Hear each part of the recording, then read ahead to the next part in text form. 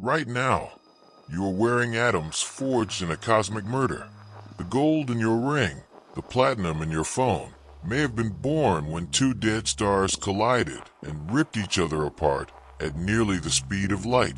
Not burned, not fused, torn, crushed, reassembled. Neutron stars are what remain when gravity wins completely.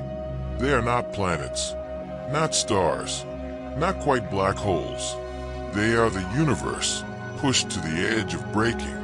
Imagine compressing the mass of two suns into a city barely 20 kilometers wide, a place smaller than Mumbai, smaller than Manhattan, yet heavier than everything you have ever known combined.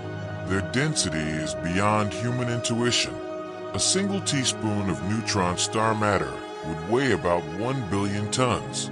That is Mount Everest, balanced on a spoon. If you drop that spoon, the ground wouldn't crack. The Earth's crust would fail. The spoon would keep sinking.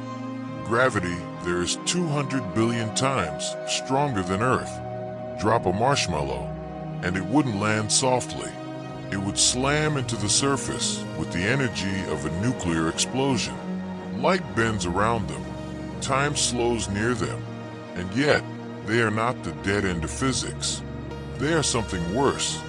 They are what happens when a star refuses to become a black hole and survives in agony. To understand a neutron star, we have to watch a star die. A massive star lives fast and dies violently. For millions of years, it burns hydrogen into helium, balancing gravity with pressure. But once hydrogen runs out, gravity tightens its grip. The core contracts, temperature rises, helium ignites, then carbon, neon, oxygen, silicon, each stage faster than the last. Carbon burns for centuries, oxygen for months, silicon for one day. Then the star produces iron. Iron is the end. Fusion no longer releases energy. The pressure that held the star up disappears instantly. Gravity doesn't wait. The core collapses in less than a second. Let's calculate the scale. A core roughly the size of Earth, about 12,000 kilometers wide, collapses to just 20 kilometers. That is a compression factor of 600. Imagine shrinking the entire planet into a city. The density rises by about 200 million times. Electrons are crushed into protons. They merge into neutrons. Matter itself changes identity. The star is no longer atoms. It becomes nuclear matter. The outer layers fall inward at 25% the speed of light. Then everything hits the incompressible neutron core and rebounds. The shock wave detonates the star, a supernova. For a few seconds, it outshines an entire galaxy. And when the light fades, the neutron star remains. Small, silent, and unimaginably dangerous. From the outside, a neutron star looks simple. A glowing sphere, about 20 kilometers wide. But inside, it is layered like a nightmare. The crust is the first surprise. Solid, not rock, not metal.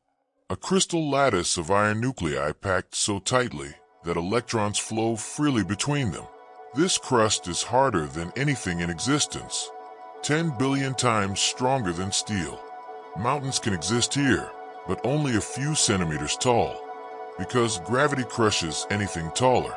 Go deeper, and atoms begin to deform. Protons are squeezed into neutrons. Nuclei stretch, twist, merge. Matter forms shapes never seen anywhere else. Long strands like spaghetti, flat sheets like lasagna, tubes, bubbles. Physicists call it nuclear pasta. This is not metaphor. These are structures kilometers thick. A single chunk could weigh more than Mount Everest, and yet they behave like a solid, possibly the strongest material in the universe. Below that, the rules may break completely. The core is unknown territory. Pressure becomes so extreme that neutrons may dissolve. Quarks, the building blocks of protons and neutrons, may flow freely in a quark-gluon ocean. Some theories suggest strange quarks appear, forming strange matter. a substance so stable that if it touched normal matter, it might convert it. A chain reaction, atom by atom, planet by planet, star by star. A neutron star might not just be dead, it might be contagious. When neutron stars are born, they spin. Conservation of angular momentum turns them into cosmic bullets. A massive star that once rotated slowly now collapses into something 600 times smaller. The rotation speed skyrockets. Let's calculate. If the original star spun once every few days, shrinking by 600 times increases rotation by roughly 600 squared. That is 360,000 times faster. A slow rotation becomes hundreds of spins per second. At the equator, the surface can move at 24% the speed of light. That is about 72,000 kilometers per second. Faster than anything humans have ever built. Faster than most objects in the galaxy. These spinning neutron stars emit beams of radiation from their magnetic poles. Like cosmic lighthouses, every rotation, the beam sweeps across space. When Earth lies in its path, we detect a pulse. These are pulsars. Some spin once per second, others spin hundreds of times per second. With atomic clock precision, they are so stable we use them to measure time across the galaxy. But stability hides violence. Their surfaces are 1 million degrees Celsius. Their crusts crack in starquakes. Their rotation slows over millions of years, bleeding energy into space. But the real monsters are magnetars. Magnetars are neutron stars with magnetic fields so strong they distort reality. A typical neutron star already has a field trillions of times stronger than Earth. A magnetar multiplies that by 1,000. The numbers become absurd. 1 quadrillion times Earth's magnetic field. Strong enough to wipe credit cards from halfway to the moon. Strong enough to tear atoms apart. Strong enough to reshape electron orbitals. If a magnetar passed within 1,000 kilometers of Earth, it wouldn't need to touch us. The magnetic field alone would rearrange molecules in your body. Chemistry would fail. Matter would distort. You would not explode. You would unravel. Their crusts cannot hold the stress. They crack. Magnetic fields snap. When they do, the energy released in a fraction of a second equals what our sun produces in 100,000 years. Gamma ray bursts sweep across the galaxy. Yet magnetars don't last long. Their fields decay. Their rotation slows. They become ordinary neutron stars. Silent, waiting. But some neutron stars are not alone. Some orbit each other, locked in a death spiral. 2 neutron stars orbiting each other lose energy through gravitational waves. Ripples in space-time itself. Their orbit shrinks. Faster, closer, faster again. In the final seconds, they circle hundreds of times per second. Then they collide. The impact is not a crash. It is annihilation. Matter is shredded into neutron-rich debris. Temperatures reach billions of degrees.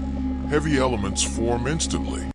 Gold, platinum, uranium, the rarest materials in the universe. Let's calculate the yield. A single neutron star merger can produce Earth mass quantities of gold. That is trillions of tons. Enough to cover our entire planet in gold meters thick. This explosion is called a kilonova. It glows blue, then red as radioactive elements decay. The debris expands. Over millions of years, it mixes into gas clouds. Those clouds form new stars, new planets. Eventually, some of those atoms become part of a world. Maybe one with oceans, maybe one with life, maybe one where someone digs gold from the ground and wears it without knowing its origin.